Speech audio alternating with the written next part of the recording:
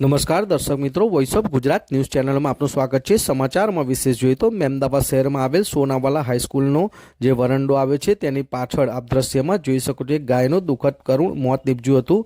ત્યારે આ વાતની જાણ અહીંના સ્થાનિકને થતાં તેઓએ સ્થાનિકોને જાણ કરતા આપ દ્રશ્યમાં જોઈ શકો છો તેમ સાંજના 6 થી 7 વાગ્યાના સમયગાળામાં લોકો મોટી સંખ્યામાં ઉમટી પડ્યા હતા અને આ ગાયની પરિસ્થિતિ જોઈને સૌ કોઈને અચંબાજનક લાગ્યું હતું ને દયા પણ આવી હતી, કારણ કે આ ગાયનું મુખ જ નજરે ન પડ્યું હતું। મુખ વગરની આ ગાય માતાની આવી દુર્દશા આપ દ્રશ્યમાં જોઈ શકો છો તેમ 2-4 દિવસ પહેલાં કદાચ આ ગાયનું કોઈ અગમ્ય કારણોસર મોત નીપજ્યું છે, ત્યારે કૂતરા જેવા જનાવરો તેને ફાડી ખાતા સમગ્ર તેનું મુખ જ દેખાતું નથી ને મુખ વગરની આ ગાયને જોઈને સ્થાનિકોમાં દયાની ભાવના જોવા મળી હતી, તો સાથે સાથે રોષની લાગણી પણ જોવા મળી હતી અને ભૂતકાળમાં પણ આવા ગાયોના કરુણ મોત નીપજેલ છે, જેને લઈને સ્થાનિકો દ્વારા તંત્રને જાણ કરવામાં આવી હતી અને આ ગાયના મોતને લઈને પણ તંત્રને જાણ કરવામાં આવી હતી અને સ્થાનિકોના જણાવ્યા મુજબ આવનાર સમયમાં આ સમસ્યાનું નિરાકરણ નહીં આવે તો તેઓ દ્વારા આવેદનપત્ર પણ આપવામાં આવશે અને ગાંધીચીદા માર્ગે જવાની ચીમકી પણ ઉચ્ચારી હતી। હવે જોવાનું રહ્યું કે તંત્ર દ્વારા આ ગૌપાલકો અને પશુપાલકો જેને રજડતા મૂકી દે છે તેની સામે કોઈ કાર્યવાહી કરવામાં આવે છે કે કેમ, આ વારંવાર ગાયોના શહેરમાં કરુણ મોતને લઈને કોઈ વ્યવસ્થા કરવામાં આવે છે કે કેમ, એ તો હવે જોવાનું જ રહ્યું। વિરાંગ મહેતા, મહેમદાવાદ। નમસ્કાર દર્શક મિત્રો, વોઇસ ઓફ ગુજરાત ન્યૂઝ ચેનલમાં આપનું સ્વાગત છે। હું છું વિરાંગ મહેતા। હાલ આપણે મહેમદાવાદ શહેરમાં આવેલ આ દ્રશ્યમાં મેં તમને બતાવ્યું, આ પાછળ સોનાવાલા સ્કૂલ છે એનો વંડો છે, એક રોડ ઢાર તરફ જાય છે અને એક રોડ જે આપને બતાવ્યું મેં દ્રશ્યમાં ક્રિશ્ચિયન સોસાયટી સ્ટેશન તરફ જાય છે।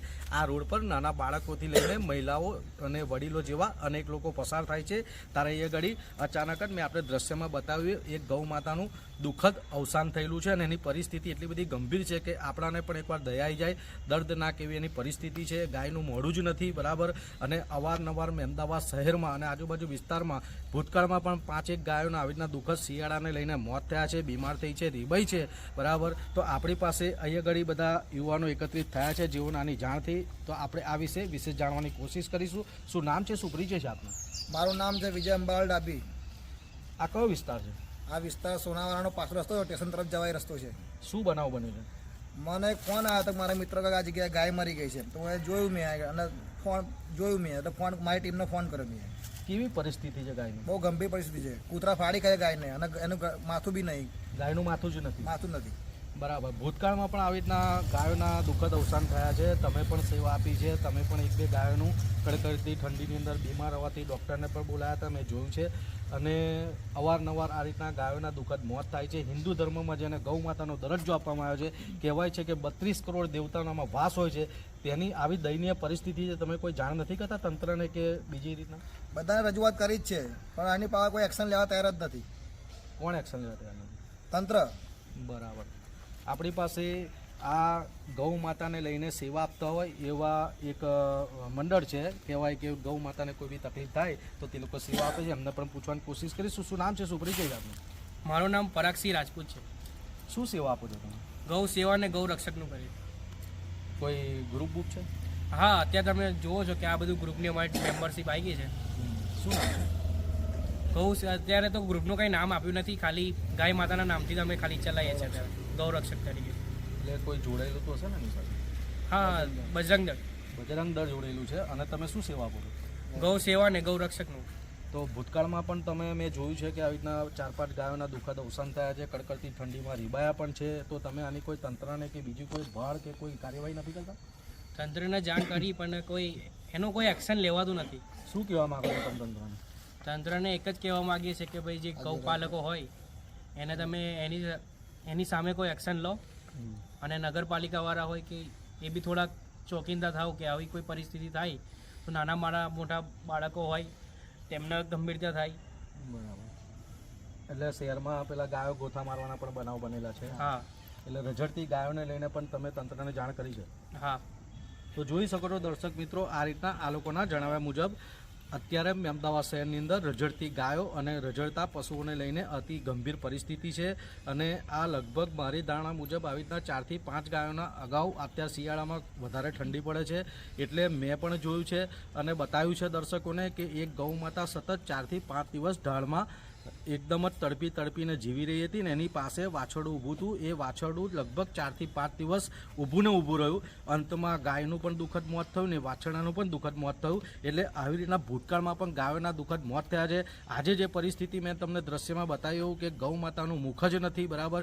હિન્દુ ધર્મમાં કહેવાય છે કે જેની અંદર 32 કરોડ દેવતાનો વાસ છે, એ ગૌ માતાની આવી દુઃખની દર્દનાયક પરિસ્થિતિ જોઈને ખરેખર એક શરમજનક વાત છે તંત્ર માટે.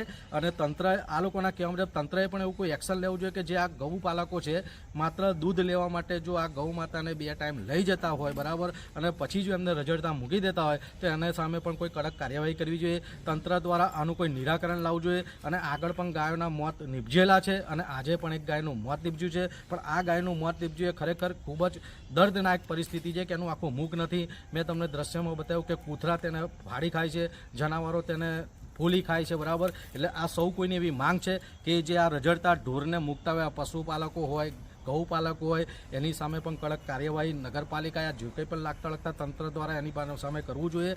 અને બીજું કે આ જે ગાયોની આવી પરિસ્થિતિની દયનીય મોત થાય છે એની સામે પણ કોઈ કાર્યવાહી કરવી જોઈએ જેથી કરીને આવા ગૌ માતાના દુઃખદ અવસાન ના થાય. શું કહેવા માંગો છો?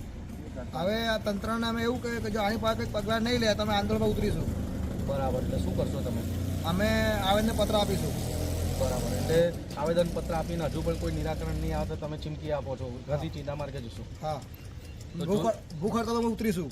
તો જોઈ શકો છો દર્શક મિત્રો, આક્રોશ પણ છે સાથે સાથે કે ભાઈ એ લોકોનું કેવું છે કે હજુ પણ હવે આની સામે કોઈ કાર્યવાહી નહીં કરવામાં, કારણ કે ગૌ માતાના દુઃખદ મોત થાય એને લઈને આજે હિન્દુ ધર્મમાં એની ખૂબ જ પૂજા કરવામાં આવે છે, અર્ચના કરવામાં આવે છે, એને ઊંચો દરજ્જો આપવામાં આવે છે ગૌ માતાનું. એટલે એની આ દયનીય પરિસ્થિતિને લઈને આવનાર સમયની અંદર જો કોઈ કાર્યવાહી નહીં કરવામાં આવે, તંત્ર કોઈ પગલાં નહીં લે તો એ લોકો ના છૂટકે એ લોકોને ગાંધી ચીંધા માર્ગે જવાની જરૂરત પડશે. આંદોલન કરવાનું પણ કહી રહ્યા છે અને સાથે સાથે આવેદનપત્ર પણ આપવાનું કહી રહ્યા છે. તો જોવાનું રહ્યું કે તંત્ર દ્વારા આ જે ગાયોના મોત ન થાય આવા દુઃખદ એની લઈને ગૌપાલકો સામે કોઈ એક્શન લે છે કે કેમ, અને તંત્ર દ્વારા પણ એવી કોઈ વ્યવસ્થા કરવામાં આવે છે કે કેમ કે જેવી આ ગાયોની આવી પરિસ્થિતિ હોય એને કોઈ ગૌશાળામાં મૂકવામાં આવે કાં તો એવી વ્યવસ્થિત જગ્યાએ એની સારવાર કરવામાં આવે જેથી કરીને આવા ગાયોના દુઃખદ મોત ના થાય. Voice of Gujarat, Virang Mehta, Mehmedabad.